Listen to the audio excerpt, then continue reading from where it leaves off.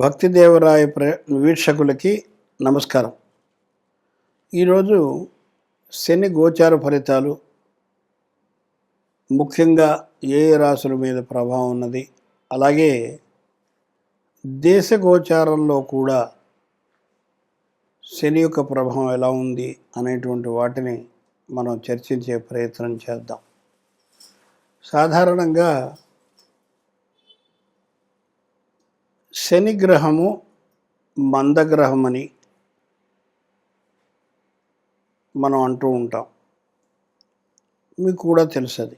అయితే ఇక్కడ మాంద్యము అంటే మందగించడము అని అర్థం. అంటే ఇంకొక విధంగా మనం కాలపురుషాంగాల్లో చూసుకున్నట్టయితే,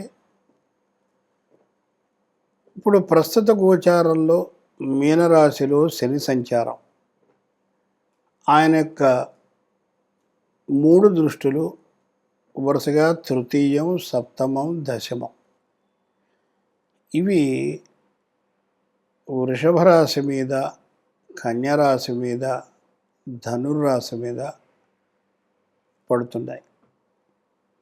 అంటే శని తను ఉన్నటువంటి స్థానం నుంచి ఏ స్థానాలను చూస్తాడో ఆ స్థానాలకి భంగం కలిగేటువంటి అవకాశం ఉంటుంది. అంటే మనకి ఉదాహరణకి మనం వృషభం తీసుకుందాం. వృషభం 2వ భావం అనుకుందాం. 2వ భావం అంటే కుటుంబం ఉంటుంది, వాక్స్థానం ఉంటుంది, మనం తినేటువంటి ఆహారం నోట్లోకి వెళ్తుంది, అది కూడా 2వ భావమే. అలాగే మీకు ధనస్థానం కూడా 2వ భావమే. ఇవన్నీ కూడా గొంతు, అది కూడా 2వ భావమే. ఎప్పుడైతే శని యొక్క దృష్టి ఈ భావం మీద పడిందో, 2వ భావం మీద పడిందో, ఇవన్నిటి యొక్క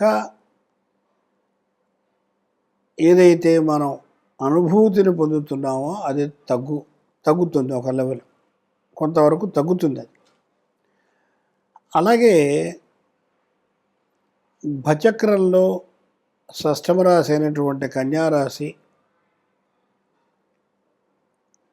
దీని మీద శని యొక్క దృష్టి ఉన్నప్పుడు మనం ఏ ఆహారాన్నైతే తీసుకోకూడదో, ఏ ఆహారం తీసుకుంటే మనకి బుద్ధి మందగించి పనిలో కూడా ఆలస్యత్వం వస్తుందో, అలాంటి రాశి అయినటువంటి కన్యరాశి మీద శని దృష్టి ఉండడం అంటే జీర్ణ ప్రక్రియ తగ్గిపోతుంది. ఉదాహరణకి చాలా సింపుల్ ఎగ్జాంపుల్ చెప్తాను. ఏమిటంటే, మనం మామూలుగా ఆంధ్ర ప్రాంతం కానీ తెలంగాణ ప్రాంతం కానీ మామూలు బియ్యం తీసుకుంటాం మనం. కానీ మీరు అటు ఉత్తరాది అంటే నార్దర్న్ ఇండియా కనుక వెళ్ళినట్లయితే బాసుమతి రైసే వాడతారు. మనం హోటల్లో వెళ్తే సాధారణంగా సగం వండినటువంటి బియ్యాన్నే మనకు వడ్డిస్తారు. ఇప్పుడు నార్దర్న్ ఇండియాలోకి వెళ్ళినప్పుడు ఈ బాసుమతి రైసు సగం ఉడికి సగం ఉడక్క, అది తిన్నప్పుడు ఆటోమేటిక్గా మీకు హెల్త్ చెడిపోతుంది. ఏమిటి? జీర్ణ ప్రక్రియ మందగిస్తుంది. అక్కడ మాంద్యుడి యొక్క శని యొక్క ప్రభావం కనబడుతుంది. సో ఈ విధంగా ధనుర్రాశి అంటే ధనస్సు అంటే నడుము వెనక భాగం, నడుము కింది భాగం, పిరుదులు, ఆ భాగం అంతా కూడా శని యొక్క దృష్టి. అంటే ఎవరికైతే షష్టమ భావానికి శని యొక్క సంబంధం ఉందో వీటికి సంబంధించినటువంటి రుగ్మతలు వస్తాయి అని చెప్పి మన శాస్త్రం చెప్తోంది.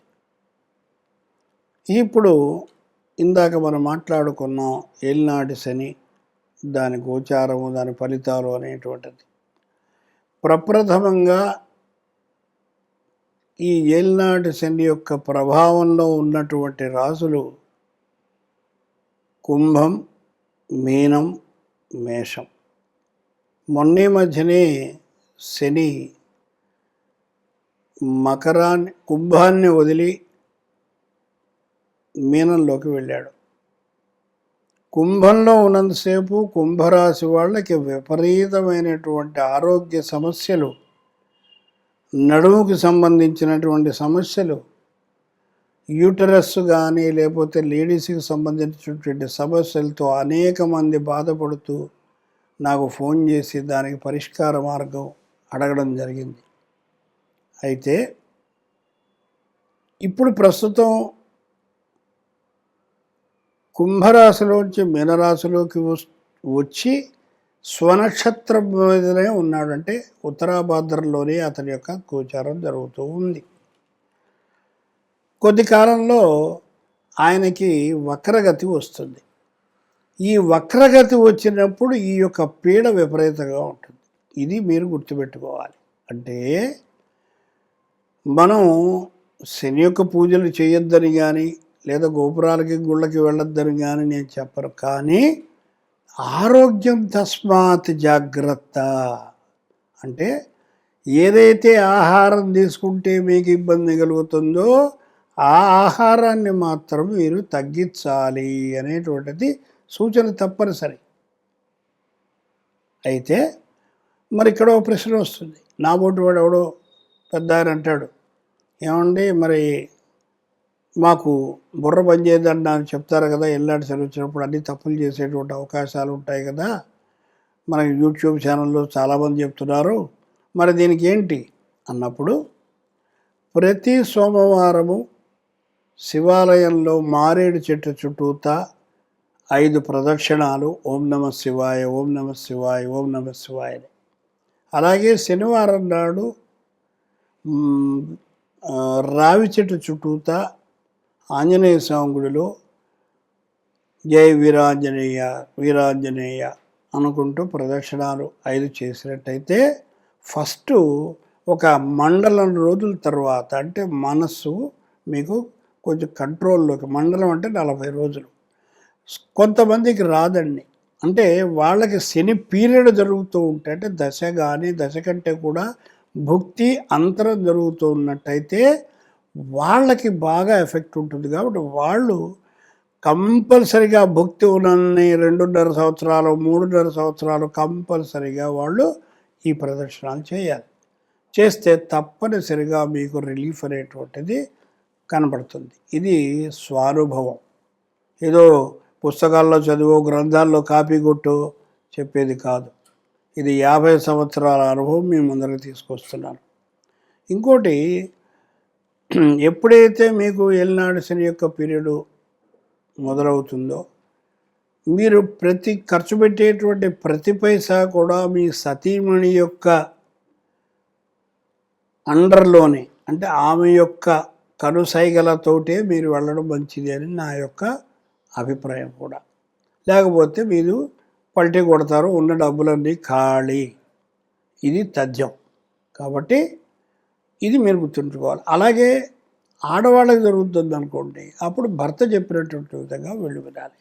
అప్పుడు ఇద్దరికీ జరుగుతుంది అనుకుందాం, అప్పుడు పెద్దవాళ్ళ యొక్క సలహా తీసుకొని, ఎవరో సీనియర్ మోస్ట్ ఆచార్యులు, నా ఓటు వాడు, నన్నే కాదు ఎవరైనా కానీ, వాళ్ళ యొక్క అభిప్రాయం తీసుకుని సలహా తీసుకుని అప్పుడు మీరు ముందరికెళ్తే దీంట్లోంచి బయటపడి చక్కటి జీవనాన్ని మీరు సాగించవచ్చు. ఏలినాడు శనిగారం భయపడిపోయి అమ్మో అయ్యో అని మొదలే వచ్చి లేనిపోయిన టెన్షన్లు తెచ్చుకోవాల్సిన పని లేదుగాక లేదు. అయితే సీనియర్ సిటిజన్స్కి విషయానికి వచ్చేసరికి ఏలినాడు శని పీరియడ్లో ఒక్కటి మాత్రం గుర్తుపెట్టుకోండి, ఎలాగైనా ఏదో ఒక రోజు మనం ఈ లోకాన్ని వదిలి వెళ్ళిపోక తప్పదు. కానీ ఈ శని ఏం చేస్తాడంటే వైరాగ్యాన్ని కలుగజేస్తాడు. ఇక భార్య పిల్లలు లేదు, అంతా మిథ్య, ఇది ఉట్టి నాటకం, వీళ్ళందరూ మనతో ఆడుకుంటున్నారు అనేటువంటి జ్ఞానాన్ని మాత్రం తప్పనిసరిగా శని ఎవరికైతే దశ జరుగుతుందో ఆ పీరియడ్లో ఎక్కడో అక్కడ మీకు తప్పనిసరిగా ఈ యొక్క అనుభవం అనేటువంటిది మీకు వస్తుంది. ఇంకా ఈ ఏలినాడు శని పీరియడ్లో మీకు తెలియకుండా కూడా అనేకమైనటువంటి ఇనిమికల్ యాక్టివిటీస్, అంటే గుప్త శత్రువులు మీతోటే ఉంటారు. మీరు కాఫీ తాగిస్తే తాగుతారు, టిఫిన్లు తింటారు, మీతో పాటు భోజనం చేస్తారు, ఇంటికి వస్తారు, ఇంట్లో కూర్చుంటారు, అన్నీ మీతో అవసరమైతే డబ్బు కూడా తీసుకుంటారు అప్పుగా. ఇవన్నీ చేసినప్పటికీ కూడా వీళ్ళు మిమ్మల్ని మర్చిపోతారు. ఇట్లాంటి వాళ్ళతోటి తస్మాత్ జాగ్రత్త. మీరు ఎట్టి పరిస్థితుల్లో మీరు ఒక్క పైసా ఎవ్వరికి ఇవ్వవద్దు, అలాగే ఇంకోరి దగ్గర తీసుకోవద్దు. ఎందుకని అంటే దాదాపుగా రాశి యొక్క 12వ భావం నుంచి 2వ భావం వరకు రావడానికి 7.5 సంవత్సరాలు కాలం పడుతుంది. కాబట్టి 7.5 సంవత్సరాలు మీరు ఇబ్బంది పాలవుతారు. దానికంటే తీసుకోకుండా ఉంటే ఒక 2-3 రోజులు కష్టపడతాం, ఒక 2 రోజులు కష్టపడతాం, కానీ ప్రశాంతత, మనసుకు ప్రశాంతత దొరుకుతుంది, చక్కటి నిద్ర పడుతుంది, హాయిగా ఉంటారు. పిల్లలు, మీ భార్యాభర్తలు అందరూ చక్కగా సానుకూలంగా జీవితాన్ని సాగిస్తారు. ఇది ఈ ముఖ్యంగా ఏలినాటి శని యొక్క ప్రభావం అనేటువంటిది మీకు క్లుప్తంగా చెప్పడం జరిగింది. అలాగే పరిహార కార్యక్రమంలో ఇందాక చెప్పిన దాని తర్వాత మనకి వీలైనంత వరకు ప్రతి సోమవారం ఇంట్లో లేదా గుడిలో వీలును బట్టి మహాన్యాస రుద్రాభిషేకం చేయించుకోవడం ఒక ఎత్తు. అలాగే ప్రతి మాస శివరాత్రికి ఇంట్లో కానీ గుళ్ళో కానీ శివ అర్చన అంటే లేదా అభిషేకం చేయించుకోవడం కూడా చాలా ఉత్తమమైనటువంటి పరిహారంగా మనం చెప్పవచ్చు. అలాగే ఆంజనేయ స్వామికి వడమాల వేయడము శనివారం పూట, లేదు తమలపాకు తోమాల సేవ చేయడము, ఇలాగే ఇంకేదైనా ఆయనకి చాలా రకాలైనటువంటి పూజలు ఉన్నాయి, అవి చేసినా కూడా ఉపశమనం తప్పనిసరిగా జరుగుతుంది. నాకు ఈ మధ్యకాలంలో బ్రహ్మాండమైనటువంటి అనుభూతి ఈ హనుమంతుల వారి యొక్క దయ వల్ల చాలా జరిగింది. మా యొక్క మిత్రుడు, చిరకాల మిత్రుడు చాలా అస్వస్థత పొంది హాస్పిటల్లో అడ్మిట్ అయ్యి ఇక కష్టం అనేటువంటి స్టేజ్కి వచ్చినటువంటి వ్యక్తి ఇప్పుడు నార్మల్గా డిశ్చార్జ్ అయ్యి ఇంట్లో ఉన్నాడు. ఇది నేను సగర్వంగా ఆంజనేయ స్వామి రాముల వారి యొక్క అనుగ్రహము మాత్రమే అని చెప్పగలుగుతాను. రెండోది, ఇక 12 రాశులకి ఈ శుభాశుభ ఫలితాల గురించి మనం చెప్పుకుందాం. ఇక వృశ్చిక రాశి. వృశ్చిక రాశికి పంచమంలో శని. ఎవరైతే గర్భిణీ స్త్రీలు ఉంటారో ఈ సంవత్సరం వాళ్ళకి మగ సంతానము. ఇది నేను చెప్పట్లా, ఇది శాస్త్రం చెబుతోంది. అంటే గురువు బలం ఎప్పుడైతే ఉన్నదో ఆ వ్యక్తికి దైవ బలం కూడా పెరుగుతుంది. అలాగే మీ యొక్క మనోభావాలు, మీ యొక్క ఆశయాలు ఇవన్నీ కూడా ఈ సంవత్సరం తప్పకుండా సిద్ధిస్తాయి.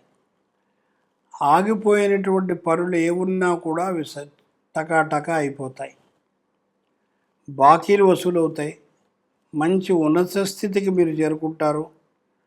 ఆదాయానికి లోటు అనేటువంటిది ఉండదు. మానసిక స్థైర్యం ఏర్పడుతుంది.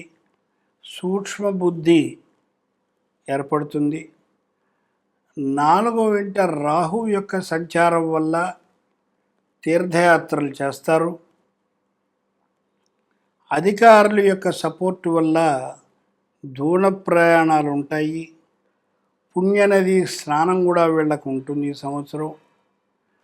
ఈ భూమికి సంబంధించిన తగాదాలు కానీ, ఇళ్ళకి సంబంధించినటువంటి డిస్ప్యూట్స్ కానీ, అంటే ఫ్లాట్స్ వగేరా కొనేటప్పుడు అవన్నీ కూడా ఈ సంవత్సరం వీళ్ళకి తొలగిపోతాయి. ఈ రాజకీయ నాయకులకి గురువు వల్ల ఈ మంచి విశ్వాసం పొందుతారు. ఏదో ఒక పని వీళ్ళకి దొరుకుతుంది ఈసారి. వీళ్ళకి విద్యార్థులకి మాత్రం మంచి అనుకూలమైనటువంటి సమయం. అలాగే ఈ పరిహార క్రియలు చెప్పుకున్నప్పుడు మంగళవారం నాడు కందులు, శనివారం నాడు శనికి జపతప హోమాదులు చేయించడం, రాహు కూడా జపతప హోమాదులు చేయించడం చాలా చెప్పదగినటువంటి పరిహారం. ఏదైనా అయినప్పటికీ కూడా వీళ్ళకి ఈ సంవత్సరం ఆదాయం 11, వ్యయం 5 ఉంటుంది.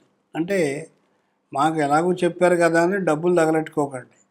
దాన్ని జాగ్రత్త పెట్టుకునే ప్రయత్నం చేస్తే రాబోయే కష్టకాలంలో మనం దీన్ని ఆ విధంగా పూర్వకాలం ఉండేవారు, వినేవారు. అందుకే పంచాంగం, జ్యోతిషం అనేటువంటిది ప్రాముఖ్యత సంతరించుకుంది.